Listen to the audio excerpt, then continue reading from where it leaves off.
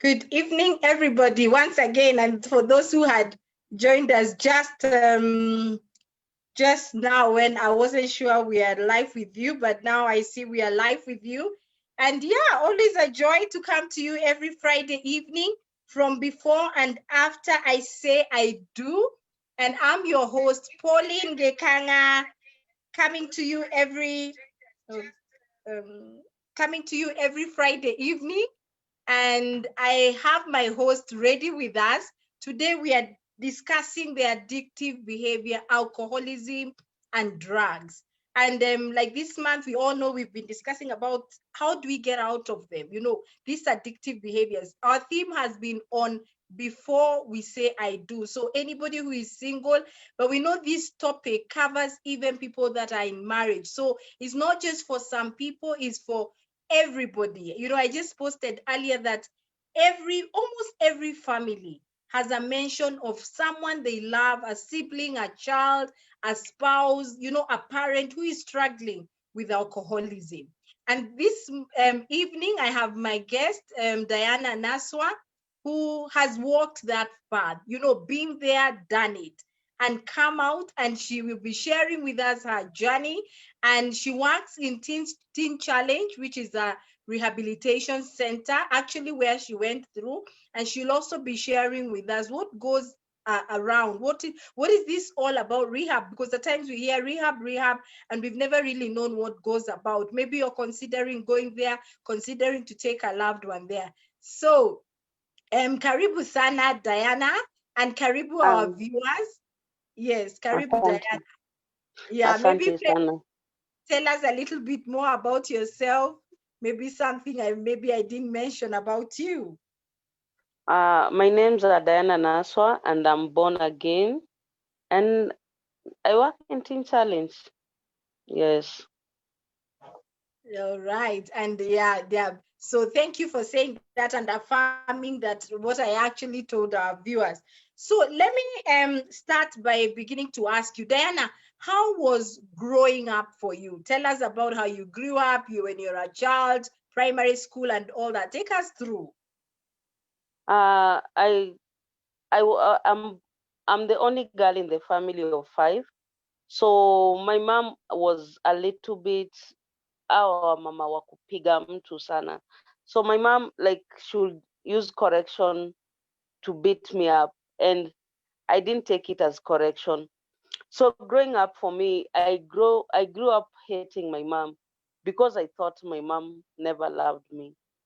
So I grew up hating my mom, and I grew up hating even my teachers, because every time I'll go to school and I have those black marks on my body, they'll just like talk bad to me, and it really made me feel bad. So growing up for me, I grew up with low self-esteem. I grew up with low self-esteem. By the time I'm finishing class 8, I'm joining Form 1, I had low self-esteem.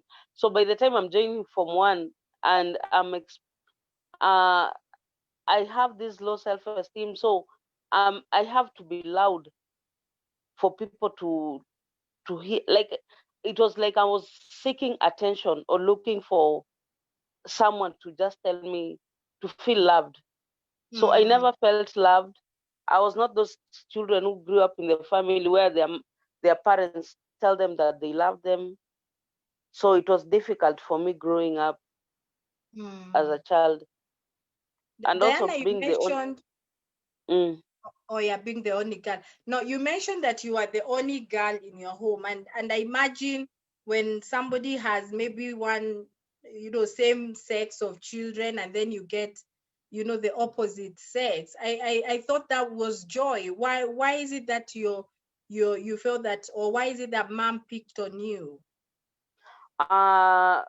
Basically, my mom, later we came to talk about it, but basically my mom told me she only wanted the best for me. So every time I messed up, that was not her expectations, because you see, I was the only girl. So she was thinking that beating me up, doing all these sorts of punishment would make me a better person, not knowing that whatever she was doing was making me worse, because it brought hatred between me and my mom. Okay, so then you continued in primary school and you continue getting harsh discipline. Then you went to high school. So you said that you had low self-esteem. Mm. I had low self-esteem, so it's like I used to do things to be heard or to be seen. I was looking for attention. I was always the loud one in class. Mm-hmm. It's like I was feeling Mm-hmm. the people need to love me. People need to respect me. So looking for this way Mm-hmm. of attention and love, I did so many wrong things. And even in secondary school, I started stealing from other students, which made Mm-hmm. me, I got a suspension twice and then an expulsion in the first secondary school. So you knew it was wrong, but you did it because you wanted attention. And doing Yes, wrong would definitely bring you attention. Mm-hmm. I was looking for attention. I was looking for someone that will comfort me. You see, sometimes like the teachers in my school did not understand me, Hmm. and no one even cared to ask me, but I was really yearning for someone who would hold me close and just ask me what is your problem. Mm-hmm. Mm. Mm-hmm. Wow. So you got expelled because of stealing from your classmates.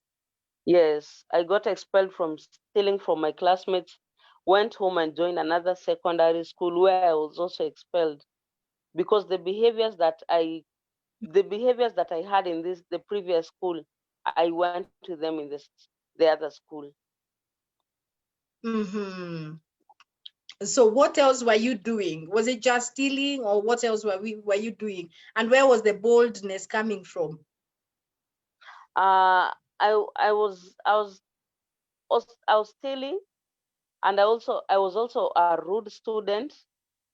I think also the boldness came from I was also always looking for the bad students in the school, like the bad company. I was always in the wrong company. Those Mm-hmm. students that appeared in the school, I was with them. So I was Mm-hmm. never in the right company. Mm. Wow. So you continued in this new school. Yes, take us through. I continued with this school. Then I also in this school I was first I ran away. Then when I came back, I was expelled from the school. Mm-hmm. That was in Form 2, and that is when Mm-hmm. I went out and started partying. Mm-hmm. Yes. So, so you started party. So this was company now outside school, because now you have been expelled, and you said that you are always looking for bad company because you wanted I somewhere was you looking. belonged. Yeah, the other school that the school that I was the second school that I was expelled. It was far from where I used to live, so it was in Isili in Nairobi. So I used to go Mm-hmm. with matatus. So I had already made friends with makangas. So the touts Mm-hmm. from those matatus were my friend. So even for me going to party was easy because I already had made friends. And Mm-hmm. sometimes we'll just go to the matatu and spend the whole day and lie to my parents that I've gone to school, but Mm-hmm. I'm just making squads with the matatu the whole day. Hmm. Yeah. So at that point, is it where you began your learning to alcohol? What else did you learn? What addiction then did you start then? At that point, I started doing alcohol, Mm-hmm. and then you see, like when you are in a club, you see many people are doing so many things. There are those who are doing mirror, those who are doing cigarettes, those who are doing bang. So it's like you get tempted to try And also me being a person that I had grown up with low self-esteem, I always wanted to prove myself.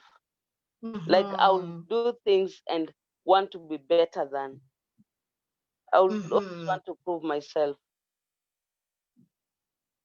So you do this and get home. So by this time, have your parents started realizing? No, at this time I have already run away from home.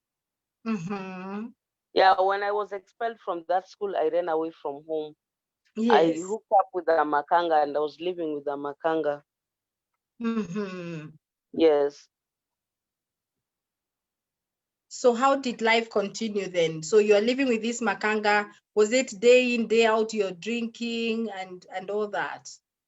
Yes, and I got pregnant, and this makanga had to chase me because he denied the pregnancy. So I went home, and my mom rented a room for me in Umoja. That's where I gave birth to my daughter. This was at the age of 14.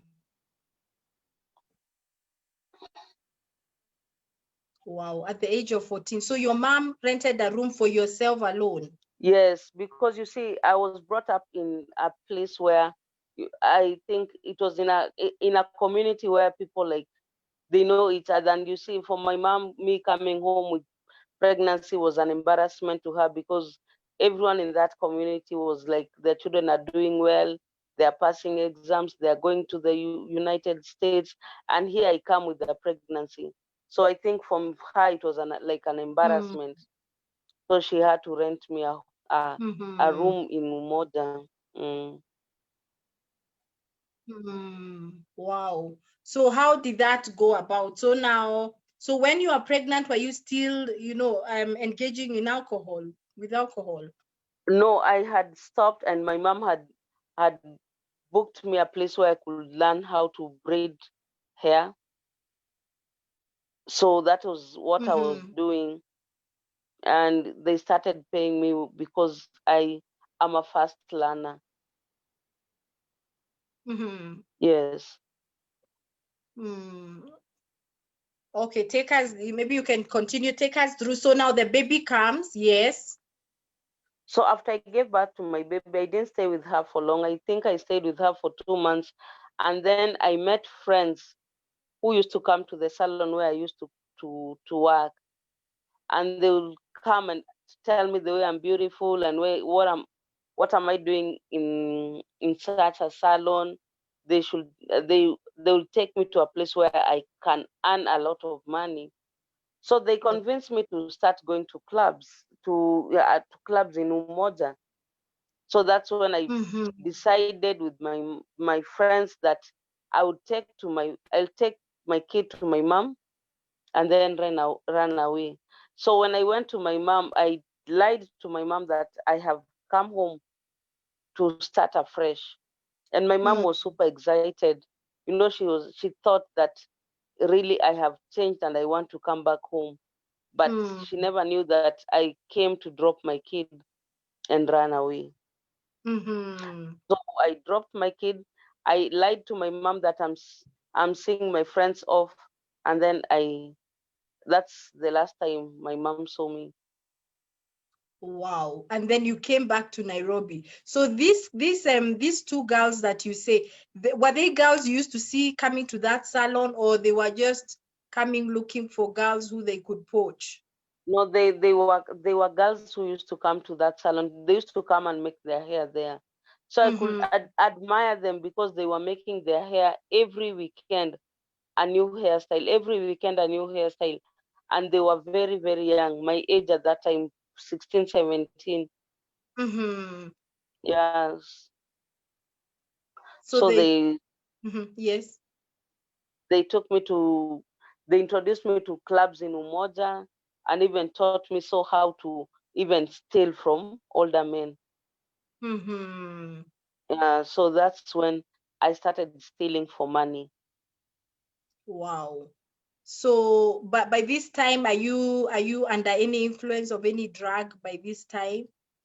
Just using alcohol and cigarettes. This time they've already introduced me to cigarettes. And for Yeah. me, at that time, you see, I'm young. So I was thinking smoking and drinking is for cool ladies. Like those who don't do this stuff are not cool. So I wanted Mm-hmm. also to look cool. Yes. Wow. So by this time you've left your baby, you've already come and you're already now stealing from older men, the older men who are in the club. Yes, we used to put something we used to call it mchele. Mchele, you Mm-hmm. spite on their drink and then they black out and you steal. You take them to a room, you pretend as if you're going to sleep with them and then you steal from them. Wow. Mm-hmm. So So this take one, us to how was that journey like for you? How did it continue that journey? so it continued until it reached a place that I really wanted a lot of money. You see, now I'm graduating. Like I've started taking it for alcohol. I'm taking even more doses of alcohol. If it is, I've started taking Mira. So even this going with someone to a room, and sometimes it's not even easy for you to steal from them, because you see in lodgings there are some lodgings that you cannot come out. You have to come out with the person you entered with. So sometimes Mm-hmm. it becomes even difficult to steal. And then Mm-hmm. because I used to go to reggae, I met some boys who are from Kariobangi Mm-hmm. who used to steal, and they were looking for ladies. You see, by the time I was 14 years, ladies could even walk with a gun without being asked to the police, because the police never used to search ladies. So Mm-hmm. the boys were looking for girls to do their work with, and I Mm-hmm. was great. I was available. And you see, the fact that I also grew up with low self-esteem, I always wanted to prove myself. I always Mm-hmm. wanted to prove myself, and because I also wanted to sustain my alcoholism, I would go to any extent to get money. So Mm-hmm. I started stealing. First of all, I my mm, our first robbery was car hijacking. We hijacked a matatu, and the I let me just say it was successful, because at that time that is how I saw it. The robbery was successful. We hijacked a Mm-hmm. matatu, and everything, we got out. We had money. We had money to spend, and I was like, "Wow, this is it. This is the thing. I'll rather steal. I'll rather steal with these guys than to go and prostituting and risking my life in lodgings." So I Yes. decided to join this gang. Mm-hmm. Yeah. Wow. So how was that life? So that you continued now. By this time, are you getting addicted? Now you have to do it for you to be able to do your trade. Yes. You see, I, every time, I think for addiction, every day is like you want a higher dose of what you are taking. If yesterday I Mm-hmm. was taking 8 bottles, tomorrow I'll want 10. It's like Mm-hmm. you're graduating. Every day you're graduating, you're taking Mira, you're taking more of it. So also Mm-hmm. every time you need more money. And when Yes. you're a drug user, you don't know how to spend. Even if you get 50,000, because we used to steal a lot of money. We will Yes. steal like 50,000, 80,000, but you'll spend it like in 2 days and it's all Mm-hmm. gone. Mm-hmm. You need money. You need to sustain your life, because it reached a point in my life where I could not live without alcohol. I was Mm-hmm. shamed if I don't take it. Yes. And there's no way I can get money. I cannot go back to work in a salon, because you see, salon, for someone to come and be braided for 500, and I'm already used to getting a lot of money at a go. Mm-hmm. So Yes. I'll go to extra limits to get this money. Mm-hmm. Um, Wow. So what other drug did you get introduced to? I got introduced to Bangi. I got introduced to Mira. Mm-hmm. I used to do Kuber. Mm-hmm. I used to do Kuber, Bangi, Mira. alcohol, cigarettes, and ruara. Mm-hmm. So, and you see, at this time, I've already graduated. Like, I'll do 6 types of drugs at a go. Like, I have my alcohol there, my cigarettes, my bangi, my chaves, like all those I have. And I think that is life, because when you have them, you feel that. Yeah, yeah. So by this time, Diana, were there moments you wanted to stop, but you couldn't stop? Were there moments you put them on the table for you to take, but you want to stop, you cannot stop? Yeah, at this time, okay, at this time, I think I was a little bit young, so I never wanted to stop alcohol until I reached a point. You see, because of stealing and doing prostitution, I had gone to prison. Langata Women Prison was like home for me, because I'll go to Langata. Mm-hmm. 1 month I'm out, 1 month I'm in, 1 month I'm out, 1 month I'm in. And this, Mm-hmm. I got used to this, and it reached a point, you see, the Michuki law, that shoot to kill, was introduced, Yes. and all my friends being started getting shot. So all Mm-hmm. the boys that I used to have in Kariobangi, they all got shot, and I remained. And 3 of the girls that we were also died. Mm. So I remained alone, and I had to run to a place called Kiambio, where I also met some young boys who had been street boys, and they had learned how to live, to rent a house and live on their own. And now here I am. I'm already, like, let's say, a professional tag, because Mm. I've been doing that for a very long time. So I'm now training these guys to steal, and now we start breaking houses. Now I was the leader of this group, because Mm. I wanted money and I didn't know how to get money. So the best way I knew how to look for money was to steal. Mm-hmm. So I get these boys and I introduce them to stealing, and we start by breaking houses. So we break people's houses, we steal whatever that we get there, electronics, we go, we sell, and we go and we start partying. Wow, wow. And what is the crime you'd say that you did that really almost got you in trouble, that took you to Langata for quite some time? I don't think there's, let me just tell you, a crime that I did that I regretted was a time that we were so broke, and we were drinking in a club in Umoja, and we had to go out and look for money. You see, now we don't have money, we still want to drink, so we Mm-hmm. have to go out, kunyonga watu. So we meet a Mm. pastor. We saw a pastor coming out of a church, and he was holding this bag, and we thought that he had carried sadaka. Like, that was what our mentality was. Ati huyu amebeba sadaka. So we clobbered him. He fell on the ground and he screamed. And the way he was screaming, I could feel that pain. And that is a thing that never left my head. I used to see that I could see him every day.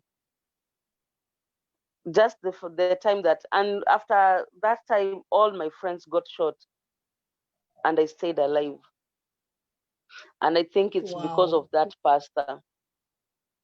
And also, Mm. another thing is also seeing my friends die in the hands of people, some being beaten to death by mob justice, some being burned to death by mob justice, and others being shot. So you see, every time you go to steal, and one of of yours get to steal, to be burned or to be shot, like, Mm. there's something. It's like, you there's something that remains in your head, and it's something that you keep seeing. So I used to see so many things. So that's why I Mm. didn't want to be sober. I always wanted to be high. Mm. Yeah. Because anytime you're sober, you'd feel low. Yeah, I'll feel low. I'm reminded of my Mm. friends who have been shot. Mm. You see, these people, some of them, they die while you're seeing them, and you cannot help them because you don't want the people that are beating them up to death to know that you know Mm. him. You deny them like the way Peter denied Jesus. Yeah. Yeah. Mm. How was your relationship with your family at this time when now you are Um, now an addict? I never had a good relationship with my families, even my siblings, because you see, being the only girl, my brothers expected better from me. But you see, I was the worst. They were even Mm. ashamed of me because they even once told me that they were ashamed of me. They had called me in a family meeting and they were like telling Mm. me how I should change because they're embarrassed to have me as their sister. And I was like, you see, you guys, you don't love me. And Mhm. I took a handful of amoxils, like 30 pieces, and I swallowed them in front of my brothers, thinking that they will try and help me because I tried to commit suicide in front of them, and they were like, "Kufa tukuzike. We are tired. We'll just cry for 2 days and we Wow. are done." So that thing really hurt me. It ha- And I it realized had that my gotten to that extent. yes, yes, it had gotten to Mhm. that extent that they were really tired. They were wishing that I'd rather be dead than to be alive because I was Mm. shaming the family. What did that make you feel? When they didn't even care. What did it make you feel? And I'm sure maybe a relative of a person who is struggling with alcoholism is listening. What did that make you feel that your family or that would tell you that? It made me feel so bad. It made me feel so bad that I never wanted to live. I never wished for tomorrow. You see, the way people go to sleep and you have plans for tomorrow. I never had plans for tomorrow. I never wished for tomorrow. Tomorrow was the worst day ever. Like I would wake up and like, why did I even wake up? Why did I even wake up? Because I felt Mm. alone. I felt useless. I felt no one cared. And you see, this time that I'm deep in Mm. addiction and doing all those things, there's a place in my heart, deep down inside, I'm crying for help, but no one is seeing it. Mm. Mm-hmm. Wow, you are crying for help. So when is it that you got to that point of surrender? When did you feel I need help? Uh, it reached a point. I don't, I will, I just want to say, I think God used a person for me to reach that point because you see, I had already lost hope. I decided to be reckless and careless with my life. I didn't care who I sleep with, who I do what with. I decided to be reckless because I wanted to drink myself to death. So I decided. Mm-hmm. So uh, uh, uh, the club that I used to go to live in, because it reached a point in my life where I had nowhere to sleep. So I was given a Mm-hmm. place in a club to sleep and then work for that Mm. guy for free. So that that place that I used to sleep, the owner of the bar was the one who I think was the one God used because he thought that I would die in his club. So he was looking, Mm. as he was looking for how they can help me, they met a person, a pastor, who was also like he had seen me and was like he wanted to help me. So they asked around and they were told Mm-hmm. about my place and my mom. So they I don't know how they got my mom's number, but they got in touch with my mom, and my mom said she would really love if someone can help me, and that's how I was taken to. They Mm. came, they took me from that club, and I was taken directly to Madari Mental Hospital.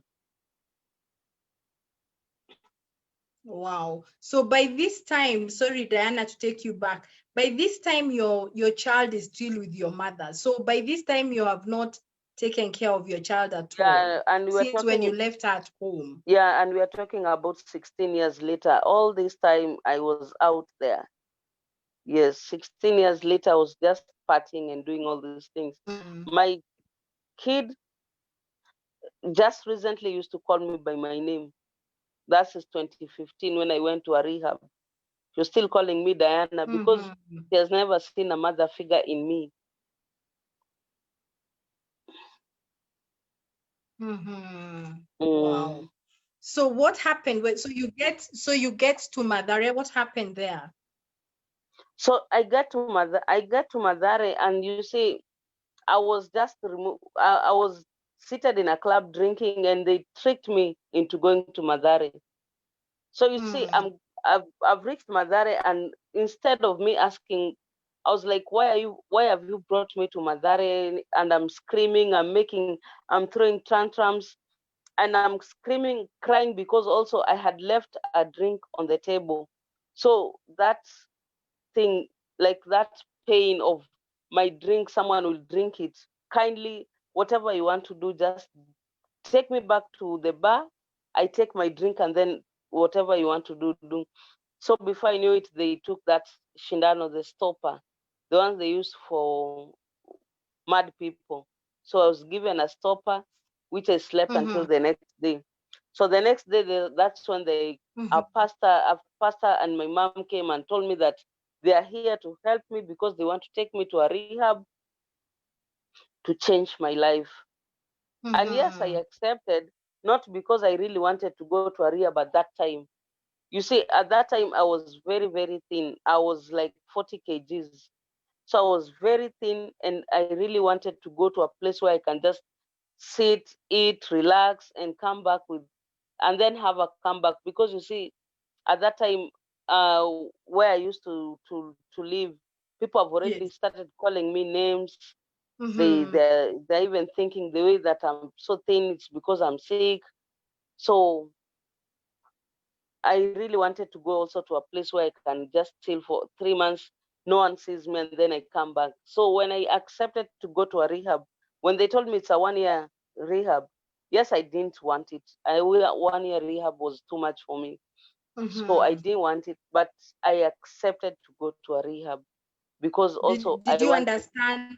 Did you understand what a rehab was at that time? Did you know I, what that meant? yes, I understood. I understood what a rehab is, but I used to think rehabs were for those people that are really like mad, you see. And I never considered myself to be that. Mm, Yeah, because I was mad. also in Mm-hmm. denial that yes, I know I have a problem, but I never saw myself as that person who really wants to be rehabilitated. Mm, Yeah. okay. Right. Mm-hmm. So you are taken to so after there is when you are taken. So take us through. Yes.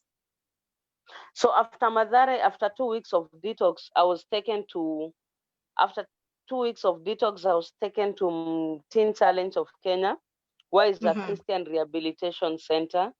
And Oh, it's strictly, So in Madare you stayed for 2 weeks. yes, in Madare, I stayed for 2 weeks. You see, I had taken alcohol for 16 years of my life and other drugs. Hmm. So my body was very, very, like, I really needed that detox because if I was stopped drugs immediately, I could have lost my life. Yes. Mm, Mm-hmm. All right. Mm-hmm. mm. So they after the 2 weeks of detox, yes. So after the 2 weeks of detox, I was taken to Teen Challenge, which is a Christian rehabilitation center.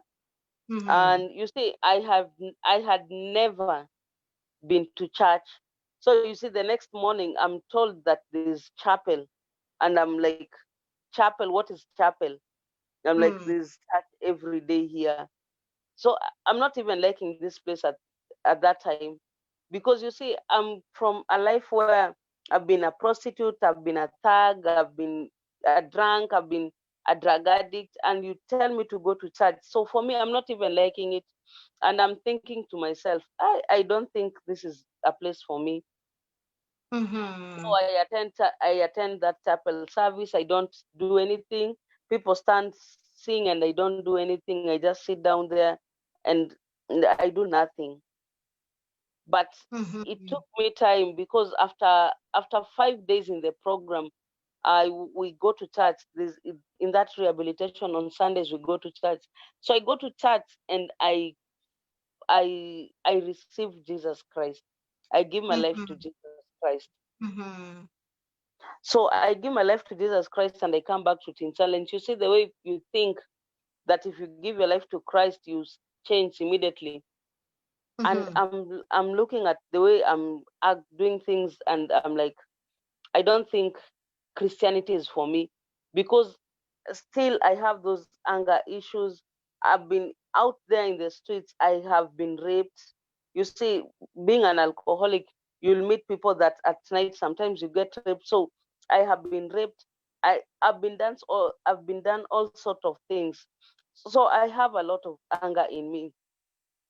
The way I Mm-hmm. talk to people, the way I respond to things, people think I'm very rude, but it's not because I'm very rude, but it's because of the anger that is in me.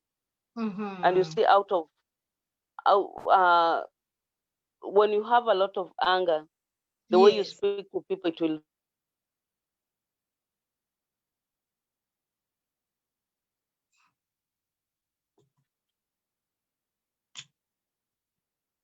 really tell. Sorry, I lost you a bit. I Yeah, lost you a bit, Diana. I'm coming back. Hello? Okay.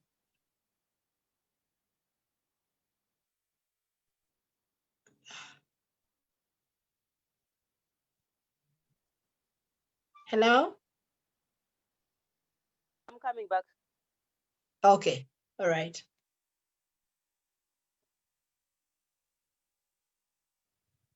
Yeah, so viewers, you can listen, and I'm sure you're picking quite a bit, and I'm sure Diana is going to take us through what she dealt with when she was at the rehabilitation center, because you see, she's saying the way she was talking is because she had a lot of anger issues, and we'll ask her to take us through her journey after that. So she says she even gave her life to Christ when she went, but she still had these anger issues. So how did then the program continue for you about the anger issues? So by this time, because of the detox, was it did you want your drink? Did you want the drugs? Mm. Oh, yeah, kindly repeat that.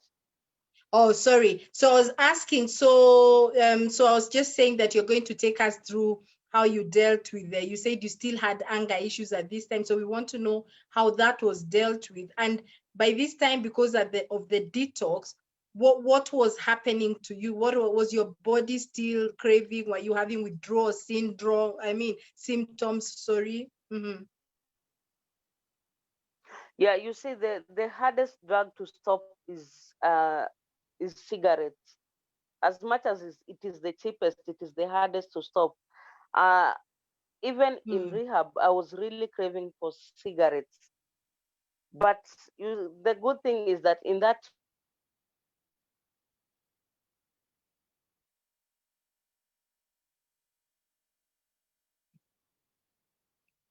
Sorry, we are losing you, Diana.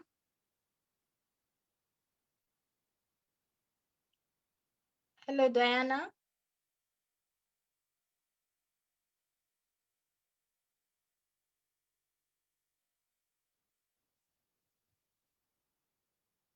Hello, Diana. So we hoping to get Diana back as she take us through. She has just mentioned that cigarettes are cheaper than alcohol, but she tells us that it is the hardest to leave.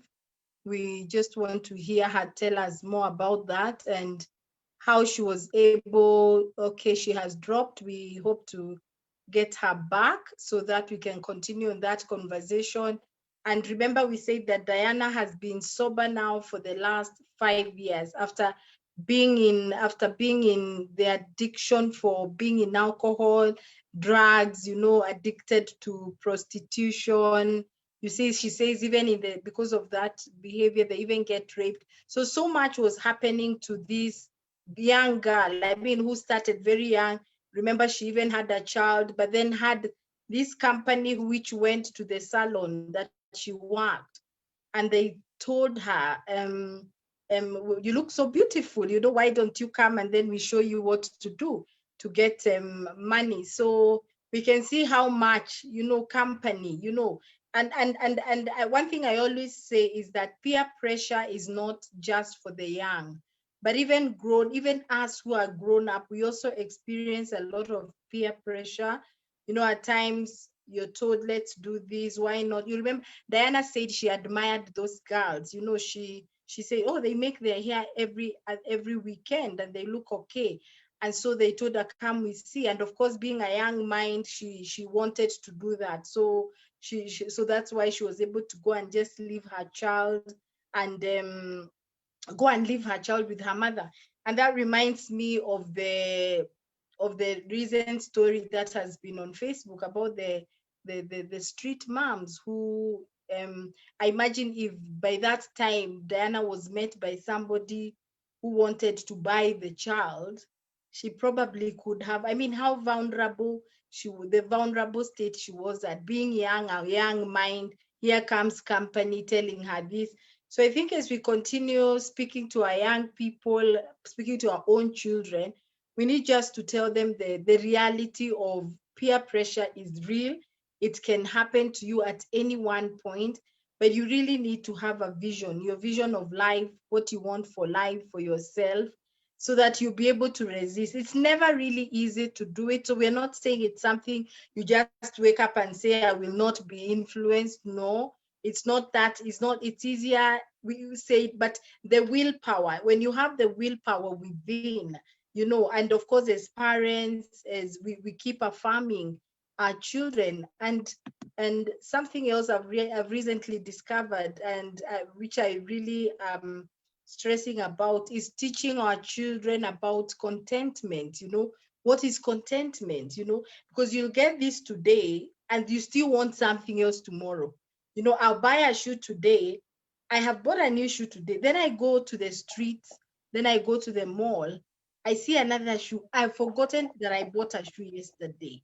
And so at times, this peer pressure, you'll forget. And so when they show you, you can actually keep getting. You see, like Diana said, they used to make money. They make the 80,000, spend it. Now they want more money. So they had to continue in crime. So the lack of the contentment that what I have is enough. If I have that shoe, can it take me for this long? If I have that thing, and then it makes the craving, it makes you not covet, not want to be led by peer pressure. Diana, do we have you back? Yes, I am back. Okay, we cannot see you yet. Maybe you can put on the camera, and then we actually have about 10 minutes, and I'd really like you to take us through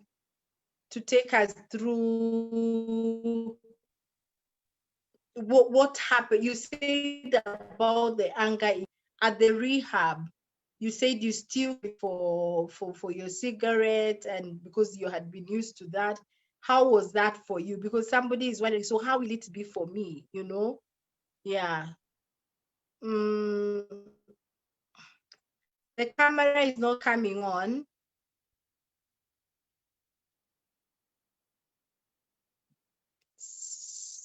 Sorry about that. Diana, do we have you? You're muted. Hello. Yes. Hello. I'm here. Yeah, we can't see you. Your camera is off, but you can just continue talking if it's having a problem. Yeah. So what am I? Kindly ask the question again. Yes. So I asked at the rehab, you said you said you kept with the anger issues. You were angry because of what had happened to you. You had gone through rape, you had done all sorts of things, and so the anger continued. How was that dealt with? Uh, through counseling in Teen Challenge, we have counseling. So I was able Christian counseling. So I was able to let go of the things that had happened to me, and also forgive the people that had hurt me. You see, because for you to be able to heal, you need to first forgive the people that have done you harm. So I was Mm-hmm. able to let go and forgive the people that had hurt me, and Mm-hmm. that's why I was able to heal and let go of the anger. And also, with my parents, we had to have a family counseling where we had a talk, and we talked about our pains, we released our pains, and we had to forgive each other for us to live, to move on. Mm-hmm. Yes. Mm-hmm. So your parents had to so your parents had to be called to come in. There's something you mentioned to me that at Team Challenge, they go to the root. They will not just deal with the alcohol and the drug, but the root as to why you began. So is that one of the things that they do, getting the parents? Uh-huh. Yes, in Teen Challenge, we don't just deal with the drug addiction itself, but we also deal with the root cause of why you are doing these things. And you see, as for me, Mm-hmm. I was doing drugs not because I was an addict. I was stealing not because I was a thug, but I was doing these things because, first of all, I was looking for love. I was looking for affection.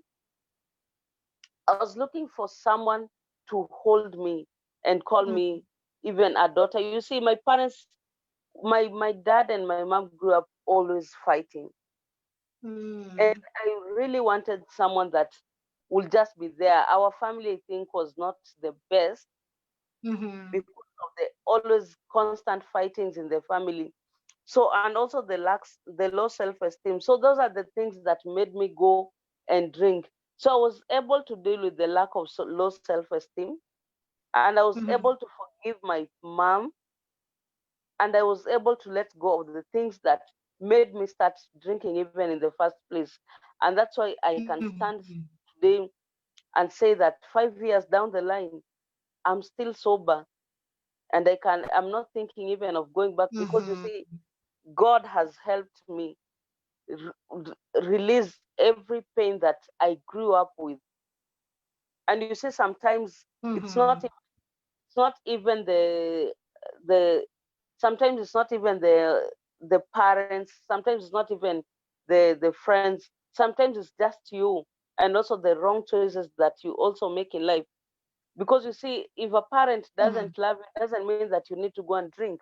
So I also played a part in destroying my life, making the wrong choices, having to join the wrong group Mm-hmm. in school. Mm-hmm. Yeah. Wow. Okay. Yeah. So maybe someone is struggling and is listening to you, is listening now, and others will listen in later. And they are struggling with addiction, alcohol, all those that you have mentioned, Mira, the bang, and the cigarettes. What would you tell someone who is struggling and they feel, of course, they have, like you say, their family is ashamed of them? What would you tell someone who is struggling with alcoholism, with addiction? Okay. So I will tell someone who is struggling with alcoholism that there is hope. There's always hope for change. Mm-hmm. You have to accept that you have a problem and agree to be assisted. You see, for me, I had to agree to accept while I was in the program that I have a problem. accept Mm-hmm. that you have a problem and agree to be assisted and Mm-hmm. agree to let go. Mm-hmm. Yeah, because there is hope. As long as someone is breathing, they can change. They can change. Wow. Yes. Wow. And you actually said that you went into the rehab not because you wanted, but you wanted to go and gain some weight so that you can be able to go back to what you used to do. But in the process, you actually got your recovery. Yes, I went to the rehab to gain some weight and have a comeback. Mm-hmm. But in the process, I accepted that I needed help. I accepted that I have a problem, and Mm-hmm. I agreed to be helped to change. And Yeah. also with the help of Jesus, because I accepted Jesus Christ in my life. So I was able to see things in a different perspective, not the way I used to see things, but in a Mm-hmm. different perspective. Now that I'm born again, you see, as a born again Christian, these are the things that I need to do. These are the Yeah. things that I know I don't need to do. So I started seeing life in a different perspective. Mm-hmm. Yes. Wow, awesome. Someone is wondering now in the rehab, for example, for you and I think when we lost you, you are saying you are still craving the cigarette and all. What happens? Yes, you had your detox, but what happens? Because now you work in the rehab, Diana. What happens to people because of the withdrawal symptoms? It depends. In Teen Challenge, when we come with when students come with withdrawal symptoms, there are some students that really need to be taken to a detox center, or there are some students that can be just given medicines that can can suppress down the withdrawal symptoms just for 3 days, and then they can be Mm-hmm. able to live without those medicines. Mm-hmm. So they're given medicine Mm-hmm. maybe 2 to 3 days and it's done. So basically, Christ, Teen Challenge is a Christian rehabilitation center, meaning that we depend only on Jesus. Jesus is our key Mm-hmm. to change. Mm-hmm. Wow, wow, awesome. Yeah, that it is nice to hear that and to just know that with medication and detox and of course the program. And you say the program was 1 year. Yeah, the Teen Challenge is a 1 year program, and also you have to be willing to do the program. It is you have to be willing to do Mhm, the program because you are not forced to be in the program. mhm, And you see, in Teen Challenge, you are given opportunities to go to outreaches, you are given opportunities to go to minister to churches, you are given opportunities to go and even share your testimonies in other churches. mhm. So you have to be willing to do the program Yes. because you see, if you are not willing, then you can run away. Mm. Wow. Awesome. So before you give your parting shot, I would want you to talk to family members of somebody who is struggling with alcoholism. What family members? Okay. Either a spouse, either it's your sibling, either it's your child. What would you tell family members? One thing I'll tell family members is that they should never lose hope. They should never lose hope. When someone is drinking or doing drugs, they should never lose hope and count them out.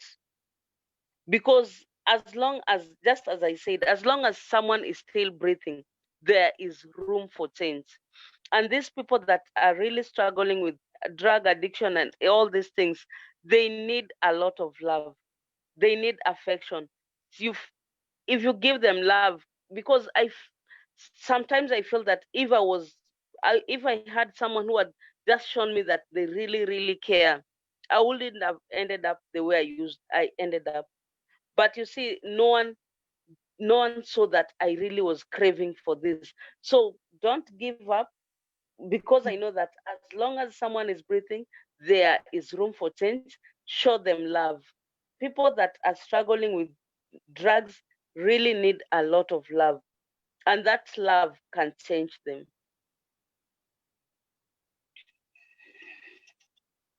Say that again. Say that again, Diana. We lost you. Yes. Okay, I'm saying that people that are struggling with drug addiction, they really need Mm, a lot of love from their mhm, parents, spouses, friends. They really need a lot of love. And if given this love, they can be helped to change. Because people who are struggling with addiction, they feel sometimes that the people around them don't understand them. People mm, around them don't love them. So just show them love, because mm.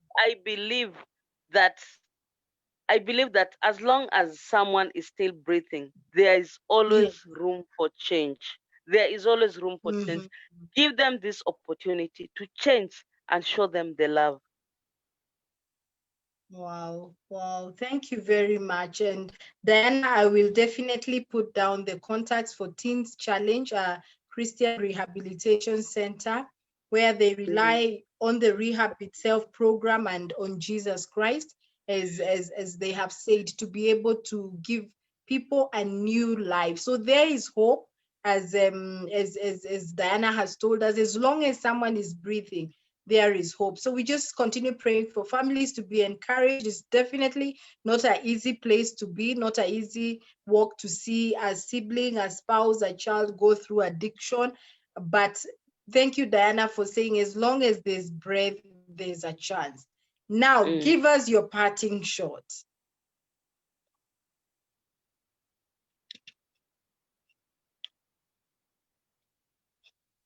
Your parting shot, Diana.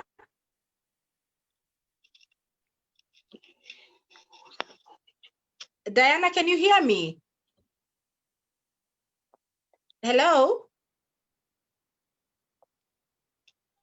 Hello, Diana? Or all right. I seem to have lost Diana again. And yes, and that's all we had this evening. And I want to believe that Diana would just have said it just as she has said it. As long as somebody has breath, then they'll be able to still get the help. So I think for everybody, for families, it's for us to just keep reminding them that there is help. If you need help, we'll be there. We'll be there to take you where you can get the help. And so that we may be able to, just rejoice. I imagine Diana's family, I imagine her reunion with her daughter, how good it is. And something else that she said, let's dig on the roots. Where would this have come from? And then when we start dealing with the root cause of the issues, then the healing also continues coming, and the addicted person is able to be set free and free indeed. As she has told us, they rely on Jesus Christ, and we know that whoever he sets free is free indeed. And so we know we can rely on that power. So I've been your host, Pauline Wawira Gikang'ah, and I look forward to seeing you the end of next week, as we end the month of addictive behaviors, on how to get out of them. I will be sharing more that last Friday of November. So from me here and Diana, sorry I lost her when we're ending, I say a bye-bye and God bless you until next Friday. God bless you. Mhm.